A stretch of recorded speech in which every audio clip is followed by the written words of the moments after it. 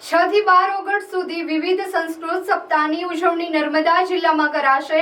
ભારત સરકાર દ્વારા જાહેર કરાયેલા સંસ્કૃત સપ્તાહની ઉજવણી અંતર્ગત નર્મદા જિલ્લામાં રાજપીપળા નગરમાં આજે સંસ્કૃતિ ગૌરવ યાત્રા 2025 રેલીનું ભવ્ય આયોજન રાજપીપળા ખાતે કરવામાં આવ્યું હતું।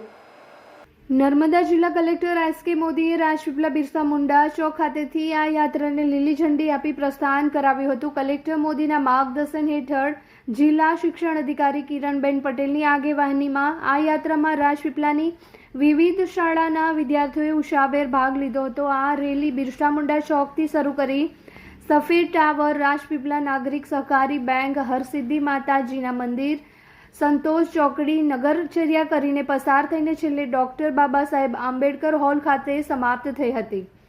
રેલીમાં બાળકો વિવિધ બેનરો અને પ્લે કાર્ડ મારફતે જ્ઞાનના અમૃત ભંડાર રૂપ પ્રથમ વેદ, ઋગ્વેદ તથા તેના મંડળો જેમાં સમાવિષ્ટ સ્તુતિ મંત્રો, ઋષાઓ અને યજ્ઞની વિધિઓના વિગતવાર ઉલ્લેખ કરતો યજુર્વેદ સહિતના અનેક વેદો અંગે લોકોને જાણકારી આપી લોક સંદેશ પ્રસરાવી રહ્યા હતા। બાળકોએ ઋષિ મુનિઓના વેશભૂષા પોશાકથી ભારતની પ્રાચીનતમ સંસ્કૃતિની ઝલકને પ્રતિબિંબિત કરી હતી।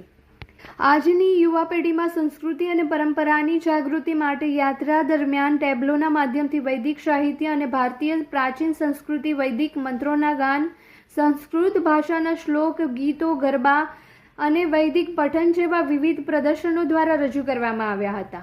આ પ્રવૃત્તિઓમાં પ્રાચીન સંસ્કૃતિની ગૌરવમય પરંપરાઓ શાળાના વિદ્યાર્થીઓ અને નગરજનોને પરિચિત કરવામાં આવી હતી।